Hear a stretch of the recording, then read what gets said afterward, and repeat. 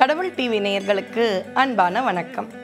அடியேன் திருமயிலை கற்பகலட்சுமி சுரேஷ் ஒவ்வொரு நாளும் உங்களை போன்ற முருக அடியார்களோடு அருணகிரியாரின் வழியில் திருப்புகழ் தலங்களை தரிசனம் செய்து கொண்டு வருகின்றோம். இன்று கரபுரம். இந்த பேரெல்லாமே பார்த்தீங்கன்னா பலருக்கும் புதிதாக இருக்கும். முதல்ல இது எந்த இடத்துல இருக்கு அப்படின்றத முருக அறிஞர்கள் இந்த திருப்புகழுக்கு உரை எழுதும் பொழுது யோசிச்சிருக்காங்க.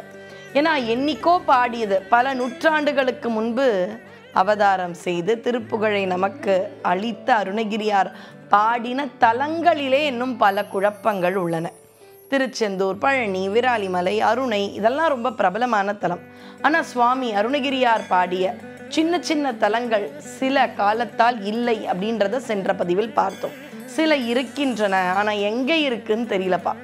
கரபுரத்து ஆறுமுகப் பெருமாளே அப்படின்னு ரொம்ப அழகா சொல்கின்றார்.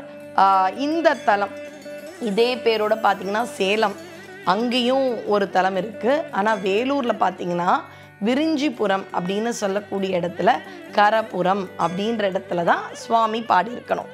இங்கே கரபுரீசர் அப்படின்ற பெயரோட சிவபெருமான் இருக்கார்.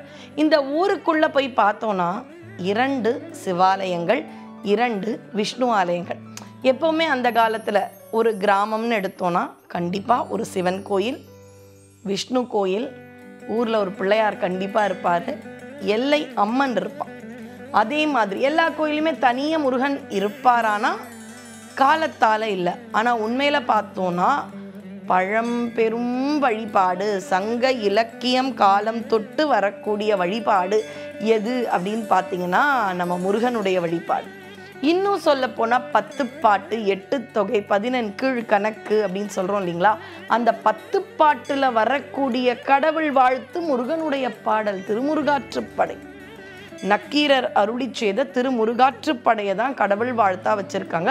அப்போ தமிழர்களுக்கும் முருகப்பெருமானுக்கும் இருக்கக்கூடிய தொடர்பை ஒரு நாள் 2 நாளா பல நூற்றாண்டுகள், பல காலம், ராமாயண காலம் முன்பே உண்டு. எப்படி இவ்வளோ ஆணித்தரமாக சொல்கிறீங்க? ராமாயணத்தில் சொல்கிறாங்களாம், கோசலை ராமபிரான் 14 ஆண்டுகள் காட்டிற்கு செல்ல வேண்டும் அப்படின்ற ஒரு நிலை வரும் பொழுது அவங்க சொல்கிறாங்களாம், கவலைப்படாத, காட்டில் 14 வருஷம் ரொம்ப சின்ன பெண், அழகாக இருக்கக்கூடிய சீதா பிராட்டியோடும் இளவல் லக்ஷ்மண பெருமாளோடும் செல்கின்றாய் ராமா, உனக்கு வீரம் இருக்கு. ஆனால் நம்ம தூங்கும் பொழுது யாருங்க காப்பாற்றுவா? நான் பெரிய ஆள்னே வச்சுக்கோங்க, ரொம்ப தைரியசாலி, எந்த பூச்சி வந்தாலும் அடிச்சிருவேன், எவ்வளோ பேர் வந்தாலும் நான் சமாளிப்பேனே வைங்களேன். ஆனால் என்னையும் அறியாமல் தூங்கும் பொழுது இப்போ கூட பார்த்தீங்கன்னா பல விபத்துக்கள் சிலருக்கு அதுக்கு சம்பந்தமே இருக்காது, அவங்களுக்கும் அது நடந்துடும். அப்படி இருந்தால் அப்போ என்னை மீறி ஏதோ ஒரு சக்தி இங்கே இருக்கு இல்லையா? அந்த சக்தியின் அருள் எப்பொழுதும் இருந்தால்தான் என்னால் நலமாக இருக்க முடியும். அதனால் கோசலை சொல்கின்றாள் ராமபிரானிடம், கவலைப்படாதே ராமா, 14 ஆண்டுகளும் ஸ்கந்த பெருமான் உன்னை காப்பாற்றுவான். ஸ்கந்தன் யாரு? முருகப்பெருமான், கந்தப்பெருமான். அப்ப ராமாயண காலம் தொட்டு அந்த முருகனை போற்றுகின்றார்கள், ஸ்கந்தனை கொண்டாடுகின்றார்கள். இன்னைக்கும் வட இந்தியாவில் போனீங்கன்னா கார்த்திக் ஸ்கந்தன் இந்த நேம்ல தான் முருகர் இருப்பார். நம்ம தமிழகத்துல தான் கொண்டாடுவோம், முருகா, கந்தா, கார்த்திகேயா, குமரா, காங்கேயா, வடிவேலா, முருகனை கொண்டாடுவோம். ஆனால் கார்த்திக்ல போனீங்கன்னா கார்த்திக், வட இந்தியாவில் கார்த்திக், ஸ்கந்தன், இவ்வளோதான். அதனால் ஸ்கந்த பெருமான் காப்பாற்றுவார்னு வால்மீகி ராமாயணத்தில் இருக்குது. அப்போ எவ்வளோ பழம்பெரும் வழிபாடு. இப்போ இந்த இடத்துல பார்த்தீங்கன்னா கரபுரீசர்ன்ற சிவபெருமான் கோயில் இன்னும் இருக்குது. அங்கே அம்பாள் பேர் அப்பீத்த குச்சலாம்பாள். இதே நாமத்தோடு தான் திரு அண்ணாமலையிலும் உண்ணாமுலை என்ற நாமத்தோடு தமிழில் அழகாக நம்ம அம்பாளை கொண்டாடுறோம். அது என்ன உண்ணாமுலை? அப்பீத்த குச்சலாம்பாள் என்றால் அவளுடைய மார்பு, அவளுடைய 2 மார்புகளும் அப்பர ஞானத்தை குறிக்கின்றன. அந்த மார்பில் எந்த குழந்தைகளும் வாய் வைத்து பால் குடிக்கலையா, அவளுடைய முலைப்பாலை கொடுத்தாள் முருகனுக்கு. அதனால ஞானஸ்கந்தனம். சம்பந்தருக்கு அம்பாள் தன்னுடைய திரு மார்பில் இருந்த பாலை கொடுத்தாள் தங்க கிண்ணத்தில், அதனால ஞான சம்பந்தர். அப்போ அம்பாளோட பாலை குடிச்சா ஞானம் வந்துடும். அதனால தான் அம்பாளுக்கு காலத்தி அப்படின்னு போற்றப்படக்கூடிய காளஹஸ்தியில் ஞான பூங்கோதை அப்படின்ற பெயர். அப்படி யாரும் வாய் வைத்து குடிக்க முடியாது, ஏன்னா அது ஞானம். ஒரு பெண்கள் தாய்க்கு இருக்கக்கூடிய மார்புகள் அல்ல, அவளுடைய தனங்கள் எல்லாமே ஞானம். அப்பீத்த குச்சலாம்பாள் உண்ணா முலை. அப்படின்ற நாமத்தோடு இருக்கா. இப்போ இந்த இடத்துல இருக்கக்கூடிய முருகனை அவர் வழிபாடு செய்திருக்க வேண்டும். கரப்புரம், வேலூர் மாவட்டம், விருஞ்சிபுரம், கரபுரீசர் சுவாமி பேர். அப்போ எல்லாமே ஒத்து போதா? அப்போ சேலம் இருக்கிற கோயிலாக இருக்காது, அருணகிரியார் வந்தது இங்கே வந்த கோயிலாக இருக்கும். இப்படின்றத நம்முடைய தமிழ் அறிஞர்கள் ரொம்ப அழகாக நிறைவு செய்கிறார்கள். உள்ளே போகிறோம், சுவாமியை பார்த்துட்டோம், அம்பாளை பார்த்துட்டோம். அப்படியே கண்ணை மூடிக்கோங்க. முருகப்பெருமான் 6 முகத்தோடு, 12 கரங்களோடு, கிழக்கு நோக்கிய கோலத்தோடு அழகாக கரபுரீசர் அப்படின்ற இந்த ஆலயத்தில் கரபுரத்து 6 முகத்து பெருமாளே அப்படின்ற நாமத்தோடு இருக்கார்.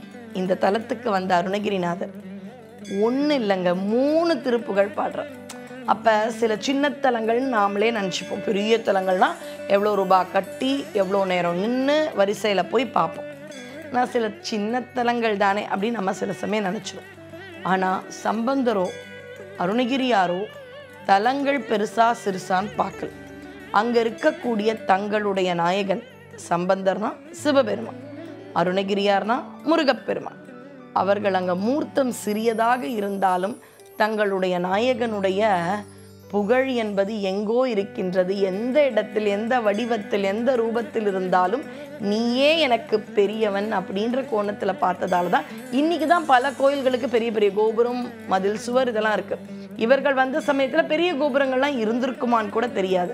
ஆனால் இந்த கரபுரத்தில் இருக்க சின்ன இடத்துல அங்கே இருக்கிற தன்னுடைய முருகனை பார்த்து ஒரே ஒரு திருப்புகள் பாடினா போதும்னு இல்லை, ஒரு இடத்துலையும் ரசித்து ரசித்து ரசித்து பாடியிருக்கார். அதனால தான் 3 திருப்புகள் நமக்கு கிடைத்திருக்கின்றது. இங்கே இருக்கக்கூடிய கல்வெட்டு பராந்தக சோழன் அவனுடைய படை தளபதி, அவருடைய காலத்தில் அவருடைய திருப்பணிகள் அதெல்லாம் இருக்குது அப்படின்றத சொல்லப்படுகின்றது. அப்போ காலத்தால் பார்க்கும் பொழுது இது 10ஆம் நூற்றாண்டாக இருக்கும் இந்த திருக்கோயில். பாருங்கள் எவ்வளோ பெரிய பழம்பெரும் ஆலயம் நம்முடைய தமிழ்நாட்டில் இருக்குது. அதெல்லாம் போய் நம்ம வாழ்நாளில் தேடி தேடி போய் அவங்கள தரிசிக்கணும் அப்படின்ற குறிக்கோள் எடுத்தாலே அந்த ஒரு அற்புதமான குறிக்கோளுக்காகவே சுவாமி நமக்கு அதற்கான செல்வத்தையும் கொடுப்பார், ஆரோக்கியத்தையும் கொடுப்பார்.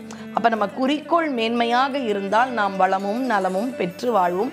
அதனால் வாழ்க்கையில் ஒரு முறை ஏனும் 6 முக கடவுளாக மூவிரு முகங்கள் போற்றி முகம் பொழு கருணை போற்றி, முகத்தில் அப்படியே கருணை பொழியுமா முருகனுக்கு, அப்படி முகம் பொழில் கருணை போற்றின்னு சொல்லக்கூடிய இந்த 6 முக கடவுளை கரபுரத்து ஈசர் உரையும் அந்த அற்புத பதிக்கு சென்று வணங்கி எல்லா வளமும் பெறுவோம். வெற்றிவேல் முருகனுக்கு அரோகரா. நன்றி, வணக்கம்.